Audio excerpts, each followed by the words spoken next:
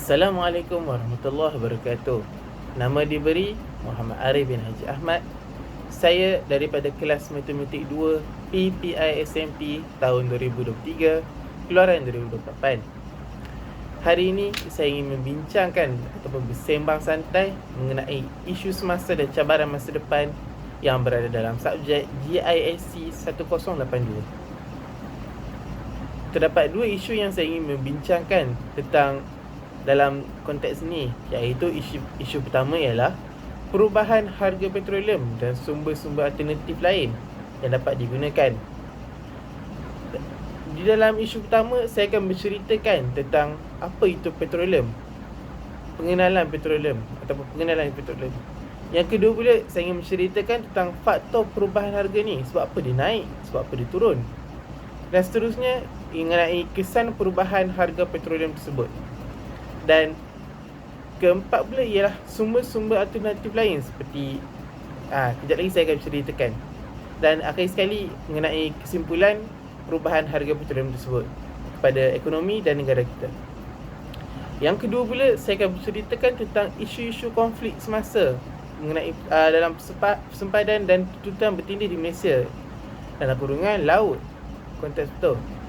Saya ingin memberceritakan tentang pengenalan apa itu Pulau Batu Putih, di mana ke tempat itu, besar ke tempat tu. Kejap lagi kita akan tahu mengenai tempat tersebut. Yang kedua pula, kita akan belajar, saya akan bercerita tentang mengenai hujah tuntutan tersebut. Dan seterusnya mengenai keputusan yang telah dilakukan oleh Mahkamah Hakim. Dan sebab apa Pulau Batu Putih itu menjadi bilik Singapura. Mengikuti juga dengan yang terakhir, iaitu kesimpulannya. Okey, beralih kepada isu utama mengenai perubahan harga petroleum dan sumber-sumber alternatif. Kita sebelum kita mula, lebih baiklah kalau kita kenal dulu apa itu petroleum. Petroleum ni merupakan komoditi yang sangat berkait rapat dalam kehidupan manusia ni. Sebab apa saya cakap macam tu? Sebabnya sekiranya kita ingin bergerak jauh, kita akan menaiki kenderaan seperti kereta api, motosikal, kereta, kapal terbang. Keempat-empat kenderaan tersebut ia memerlukan gas petroleum untuk bergerak. Jadi seperti yang konteks saya sebut tadi, ia sangatlah berkait rapat dalam kehidupan kita ni. Petroleum ni pula merupakan sebatian hidrokarbon yang terutama dijumpai di Seri Alkana dan biasanya didapati pada bahagian atas kerak bumi. Terdapat satu yang saya jumpa, yang saya tahu, yang merupakan pengeluaran gas petroleum di Malaysia, iaitu di Miri, Sarawak. Beralih pula kepada faktor perubahan harga petroleum. Sebab apa dia naik? Sebab apa dia turun? Okey, ini saya ingin menceritakan. Faktor pertama ialah permintaan yang tinggi dari China dan India sehingga melebihi sumber yang sedia ada. Sebab apa benda itu terjadi? Mengikut teori perniagaan, semakin tinggi demand yang diminta tetapi sumbernya berkurangan, semakin tinggilah harga itu akan naik.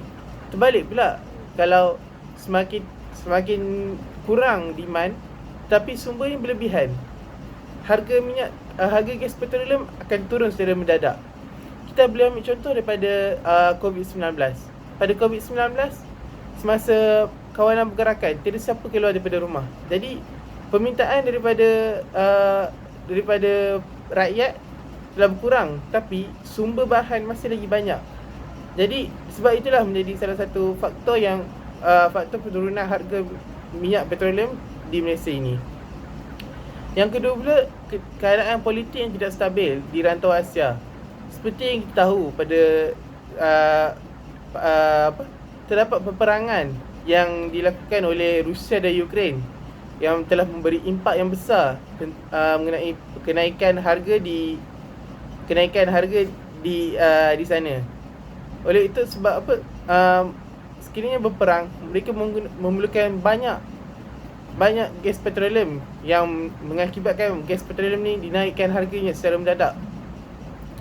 Yang ketiga pula, tentang cuaca buruk di negara pengeluar. Sekiranya terdapat cuaca buruk di negara pengeluar seperti Arab Saudi ataupun Rusia, contohnya akibat banjir ke, dia akan mengakibatkan gangguan kepada penghantar minyak tersebut. Jadi disebabkan gangguan itu, kos penghantaran untuk menghantar minyak tersebut kepada negara lain akan bertambah, dan secara tidak langsung dia akan menaikkan harga bagi gas petroleum tersebut. Dan keempat pula, kadar pertukaran mata.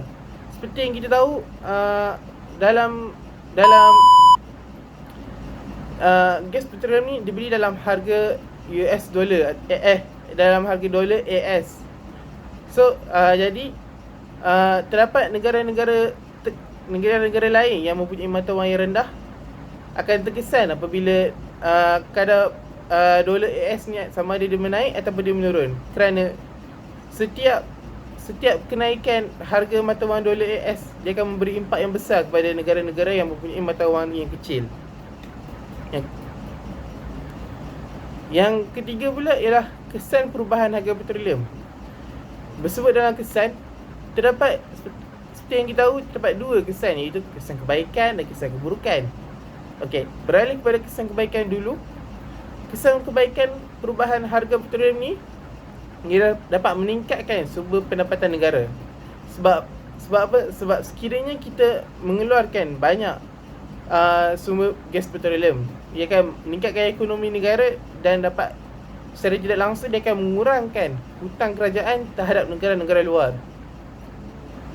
Dan yang kedua pula, ia dapat merangka pelan komprehensif untuk mengurangkan jurang pendapatan penduduk luar bandar dan bandar juga. Beralih kepada keburukan pula. Keburukan ni dia dapat menjadi beban pada orang pada orang yang mempunyai pendapatan yang rendah. Sebab apa? Sebab tidak semua mampu untuk membeli gas petroleum ni. Sebab sekiranya gas petroleum ni menaik harga, orang-orang yang mempunyai gaji ataupun pendapatan yang rendah ini, dia akan terkesan walaupun sama ada sedikit ataupun banyak kepada mereka. Dan kedua pula ialah peningkatan harga barang.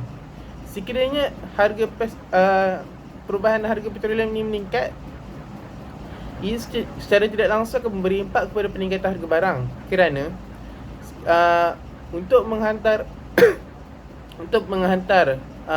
barangan mentah, ia memerlukan kadar gas petroleum yang banyak.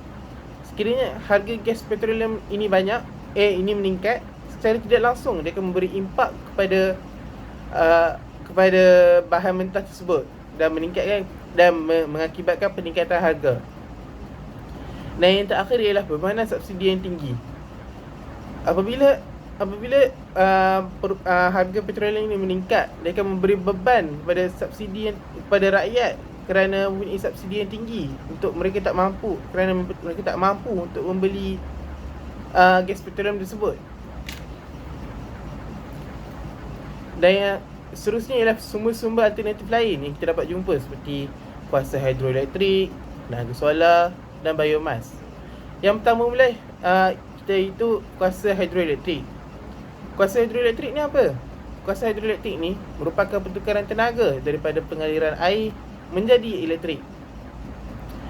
Terdapat 20 stesen jana kuasa hidroelektrik yang dimiliki oleh Malaysia, yang dimiliki oleh TNB ataupun kita kenal sebagai Tenaga Nasional Berhad. Yang kedua pula merupakan tenaga solar. Tenaga solar ni merupakan teknologi untuk mendapatkan tenaga elektrik yang berguna daripada cahaya matahari. Tenaga ni digunakan dalam banyak teknologi sejak berabad lagi. Sebab apa? Sebab sekiranya kita tidak mempunyai elektrik, ia dapat dijadikan sebagai sumber tenaga elektrik yang sumber tenaga elektrik sampingan yang dapat menjana kuasa kepada rumah kita. Dan yang ketiga pula, tenaga biomas. Tenaga biomas ni terhasil daripada bahan-bahan yang berasal daripada tumbuhan. Disebabkan itu, tenaga biomas ni merupakan salah satu tenaga yang senang untuk dijumpai. Tenaga ini dah digunakan lama dah, sejak zaman purba lagi, oleh nenek moyang kita sebagai sumber tenaga mereka untuk masak, memanaskan badan, melebur logam, dan juga dalam pembuatan dalam pembuatan senjata. Dan secara kesimpulannya, apa yang kita dapat belajar dalam konteks ni, perubahan harga petroleum ni memberi kesan yang luas pada ekonomi negara dan maupun luar negara. Kenaikan harga petroleum ni boleh menyebabkan meningkatnya kos pengeluaran dan harga barangan, menyebabkan tekanan inflasi yang mengurangkan daya beli pengguna. Di sisi lain, penurunan harga petroleum ni dapat memberi manfaat pada pengguna dengan meneruskan pengangkutan dan harga barang-barang yang berkaitan dengan petroleum ini. Ia juga dapat menjejaskan pendapatan dan keuntungan syarikat-syarikat petroleum serta mengganggu negara pengeluar petroleum tersebut. Dan akhir sekali, ia juga penting untuk mengurus risiko dan mengembangkan strategi untuk mengatasi ketidakstabilan dalam harga petroleum ni untuk memastikan kesinambungan ekonomi yang stabil dan mapan. Okey, beralih pula kepada isu kedua mengenai isu-isu konflik semasa persepadanan dan tuntutan bertindih di Malaysia, iaitu laut. Isu yang saya ambil mengenai iaitu isu tentang tuntutan bertindih pada Pulau Batu Putih. Sebelum kita mula, marilah kita kenal dulu apa tu Pulau Batu Putih. Pulau Batu Putih ni ialah pulau yang berasal dalam bahasa Portugis yang dipanggil sebagai Pedra Branca, yang merupakan sebuah batu tunggul yang mempunyai keluasan seluas padang bola sepak je dan terletak di selat Singapura menghadap ke arah laut China Selatan. Pulau ini namakan sebagai Pulau Batu Putih sebab terdapat segelombok burung camar laut yang berdiami pulau itu suatu ketika dahulu. Terdapat banyak pulau juga yang pulau popular yang berdekatan dengan pulau itu, seperti Pulau Batu Tengah, Tubir Selatan yang menjadi subjek utama dalam pertindihan antara Singapura dan Malaysia ini juga. Okay, so di peta ini kita dapat lihat Pulau Batu Putih yang berdekatan dengan Johor kecil je sebab seperti yang kita tadi di sebesar satu padang bola. Dapat lihat dengan jelas lagi dengan daripada slide ini. Cumalah satu pulau yang kecil seluas padang bola. Dan mengenai pertindihan itu terdapatlah hujah-hujah yang dilakukan antara Malaysia dan Johor, Malaysia dan Singapura. Beralih kepada hujah Singapura terdahulu.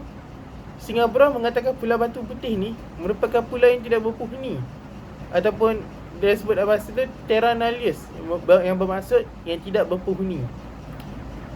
Malaysia membalas dengan menentang bahawa hujah tersebut dengan mengatakan bahawa pulau tersebut dijadikan sebagai tempat orang pelindung semasa ribut atau ancaman daripada lanun.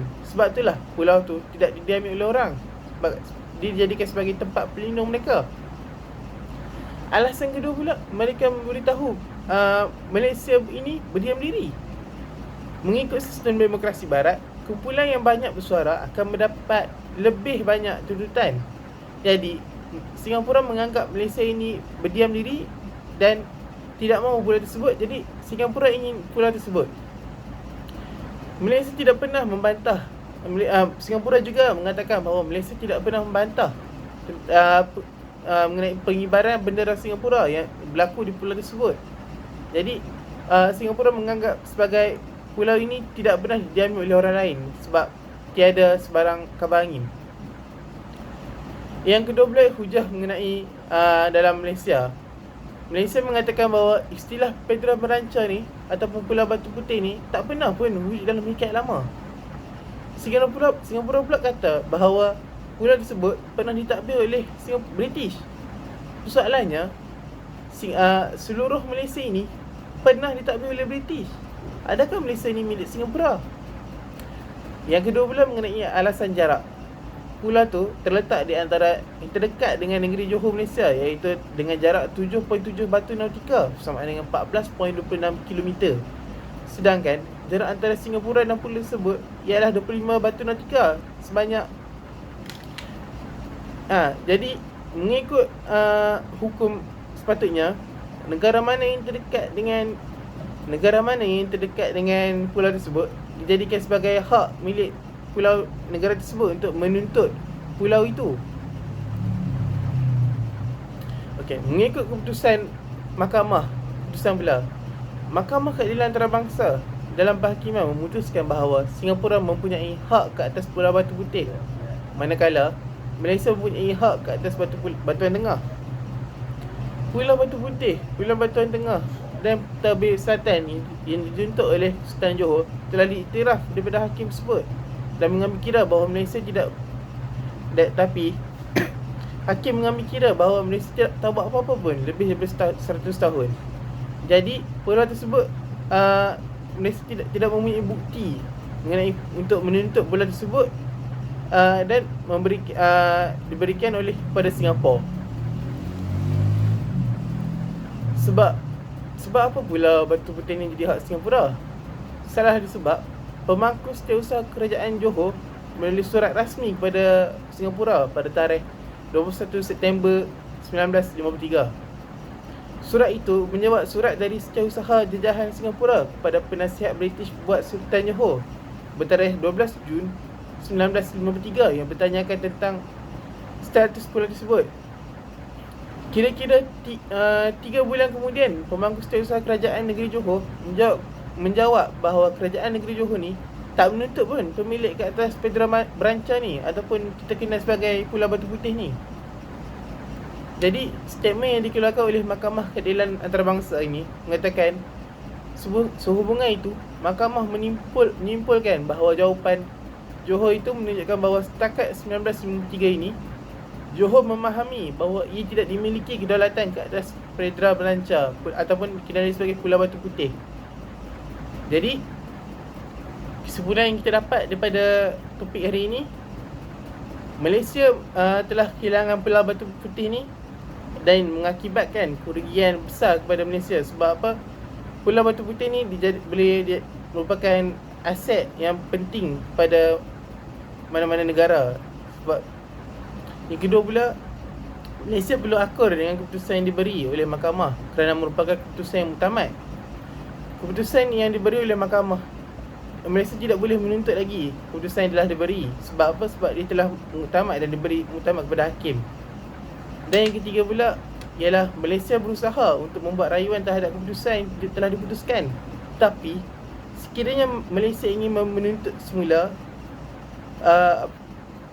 Malaysia perlulah menyediakan bukti yang kukuh dan jelas untuk dipertimbangkan oleh hakim tersebut. Dan keempat pula, ASEAN perlu memainkan peranan penting dalam mewujudkan integrasi dan kerjasama antara sesama Singapura dan Malaysia. Saya rasa itu saja daripada saya, Muhammad Arif bin Najah Ahmad, daripada kelas Matematik 2. Sekian, terima kasih.